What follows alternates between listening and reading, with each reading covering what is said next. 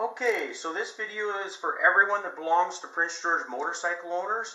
And what I've got here is, you've got to imagine that it's dark out, okay? That everybody's got their headlights on. This video is specific to some of the cautions, concerns, and basically what you have to do as a pack rider, what your responsibilities are as a pack rider riding at night.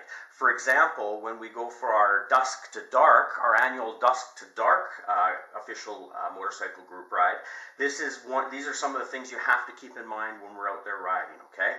So this is like going up the Hart Highway or going on the highway or whatever. We got 2 lanes going one way, 2 lanes going the other way. It doesn't matter if it's single lane going up, single lane coming down, or anything. So basically we're going that way. This is me, the lead rider. We've got everybody staggered, okay? At night, okay, this is really important, okay? At nighttime, we do not want to spread ourselves out too much. And I'll explain why. What happens is we have a whole bunch of bikes, and generally we're getting between 10 to 20 bikes every time we go out now. So it's pitch black dark or it's dusk, okay, and everybody's got their headlights on. If we spread ourselves out too much, when a car comes up, they generally, okay, can't see us as well as they can during the day because there's lights flashing everywhere and coming past them and so forth. So they may assume as they come up past us that there's only like 8 bikes when there's actually 16 bikes. So it's kind of it's hard for these drivers to decide when and where to pull into us. So what we have to do is normally we would ride, kind of that far apart. So we would ride totally staggered, give ourselves that extra space and everything. Keep in mind that being the lead rider and we're riding at night, I will make sure that we drive at the speed limit or slightly under, because if we get a huge group, we have to allow for safety issues at night, okay? So, but at night, during the day, we would stagger ourselves and spread ourselves just out just a little bit more than usual, okay? Because we're easily seen by all of the drivers on the road. But at night, we're not. So we want to close up our ranks a little bit. We want to get a little bit closer to the bike in the front of us, okay? This is one reason why, if you're an L rider and you haven't taken your MST test yet, you can't ride with us, let alone during the day, but specifically at night, because you have to have accomplished the emergency stop, okay? And any of you that have been riding for a very long time, I know I do it on a constant basis. At least once or twice a month, I take my bike out and I get her up to speed, even sometimes highway speed, and I do an emergency stop. There's lots of times where I go out on the highway and I get it up to 100 kilometers an hour and I do an emergency stop. Okay, so everyone that is an experienced rider should practice that. That is pretty much standard. And anyone who is an L rider and hasn't passed their MST yet, you have to accomplish an emergency stop before you can come out with us. So anyways, let's get back to this video of riding at night. Okay, sorry about that. So lead rider, I'm keeping the speed limit.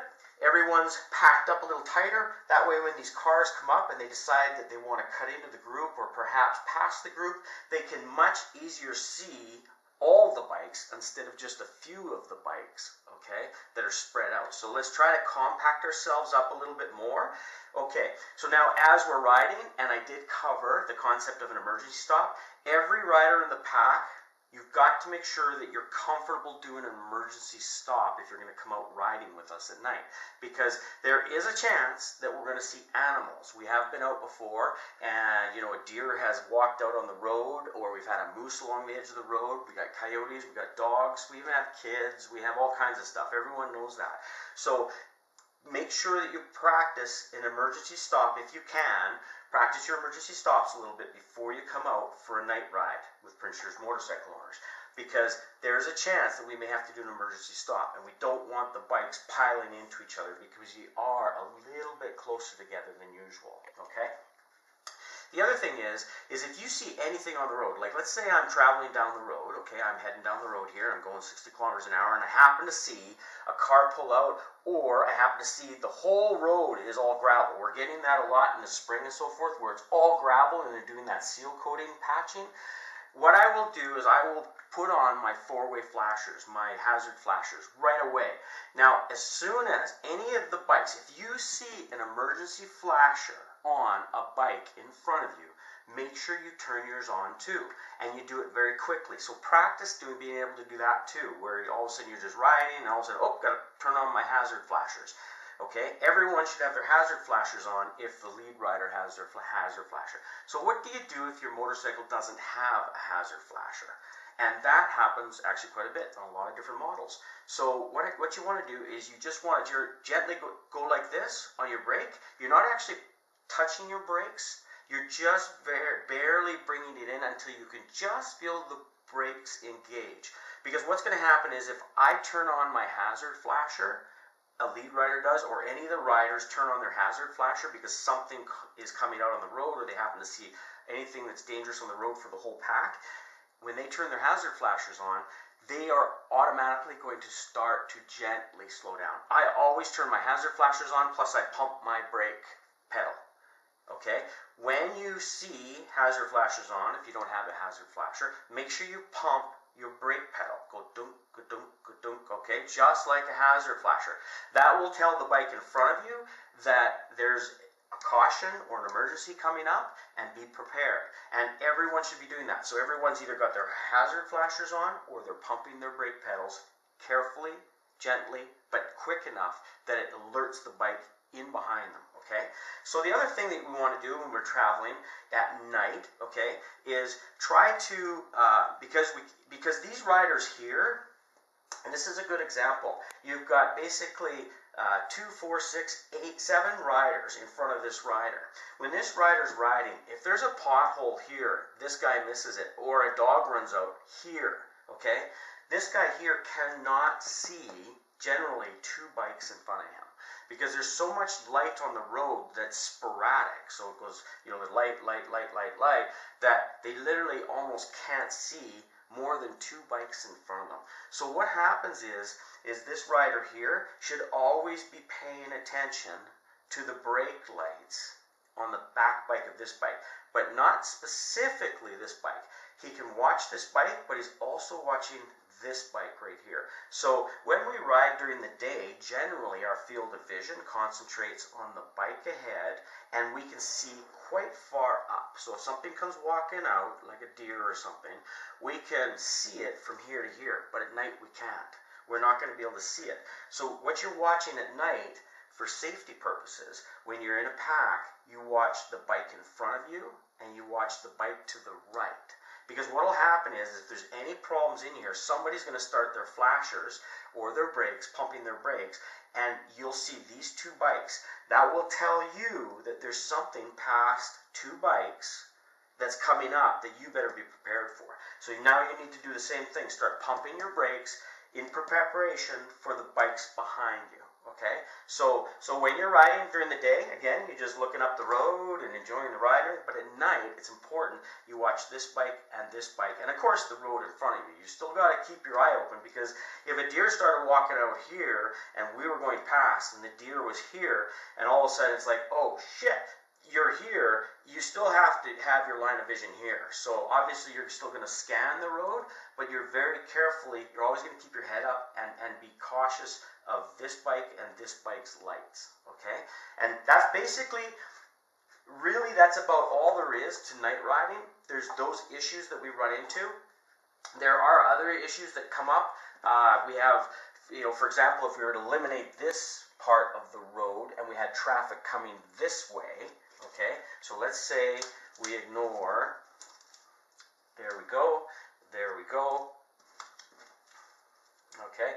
Let's ignore this half of the road, but we're night riding, okay? So we're on a 2-lane road, traffic coming this way, traffic going this way. One of the hazards we have is guys that come down the road with a high beam light, okay? When there's a high beam light, which happens quite often with motorcycles, because what happens is when they come down the road, these guys here, they get a little confused with seeing so many lights coming down the road. They don't know if there's 2 cars or a car passing. Sometimes it can be deceptive for this driver that perhaps he thinks a car is pulling out and passing because he sees all of these staggered lights, okay, because he's looking at this angle. what'll happen is as he comes down with his high beam, sometimes he'll even flash a big group to basically let them know that, hey, I'm not sure what's going on here, but I'm flashing you because, and when that happens, you can lose total view of the road here. So it's really important at this point that what you want to do is you just want to focus on the bike in front of you. When traffic's coming, you don't have to pay attention so much to this bike, but definitely watch the brake lights of this bike right in front of you. Always watch the brake lights in front of you. Because if there is something on the road and the guy flashes, he'll blind everybody, and if there's a deer there, what we want to do is we want to make sure that this guy is prepared not to pile drive into the back of this guy. He's not concerned at this point about this rider. This rider is his responsibility to let this rider know if something's going on. So you can't, when there's somebody coming and there's flashing their lights and stuff, or they got high beams, or they're coming over a hill or something, it's really hard for this rider here to watch both these lights and the road. So your job, and for safety purposes, just watch the bike right in front of you and watch for his lights, okay? Once the traffic has passed, then we go back to the same way where you watch this bike, and scan the road a little bit over here, okay? But when there's somebody coming, just watch the bike in front of you, because that is where we could end up with a massive amount of bikes crashing into each other. We want to make sure that this lane and this lane are like two separate lanes of bikes, okay? Now here's another thing. If it was daylight, now this is something that when you're riding as a group, it is something you have to take responsibility of, okay? So we've got a car coming this way, okay, or we don't have a car coming this way. We're still ignoring these lanes here, okay, so we're on a 2-lane road, okay, and it doesn't matter if it's a 2-lane road or a 4-lane road, okay. You got traffic coming or no traffic. If there is an emergency stop in the daylight, bikes can, let's say this guy here emergency stop, starts to slide. This guy here can always go over here. He can always bolt over here. This guy can pull over the edge and so forth. At night, we cannot do that. And I'll tell you why. At night, your lane is your lane. We do not swerve like this to get into the other lane, to go around something or whatever. We have to be prepared to emergency stop. Now, obviously, if there's a pothole or there's a deer or whatever, you know, in the stress and the anxiety of the moment, we may have to swerve around to prevent an actual impact and an accident. That's fine. But what I'm trying to get at here is that you have to maintain in group riding at night a preparation for an emergency stop in your lane. You have to literally stop somewhere in this area here or swerve somewhere within this area. Because at night, this rider, if there's traffic coming, he'll be watching this bike, not your bike. And what sometimes can happen in a pack is you can get disorientated when a vehicle's coming with its lights. You can get disorientated of where the riders are, and you may end up pulling up a little bit too far. If this guy decides he wants to swerve to get out of the way, he could actually take you right out and put you into the ditch. So it's important that when you're riding in a pack at night, that your lane is actually only really half of that lane. Never enter the other side, the other staggered sides lane.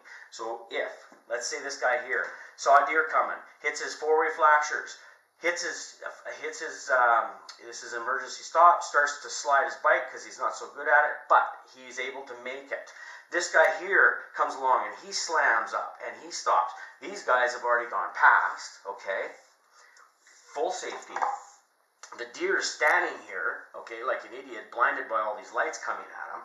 This guy here isn't quite paying attention, so he generally will take the outside, not the inside. He'll take the outside curvature and he'll do an emergency stop.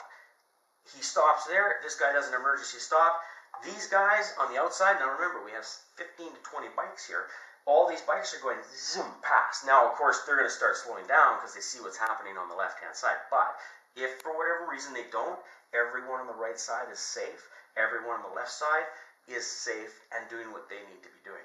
Never enter the other staggered side of the bikes into their lane, okay? So that's really important. And that's basically it for night riding. And other than that, I mean, it sounds a little more scary than really what it is.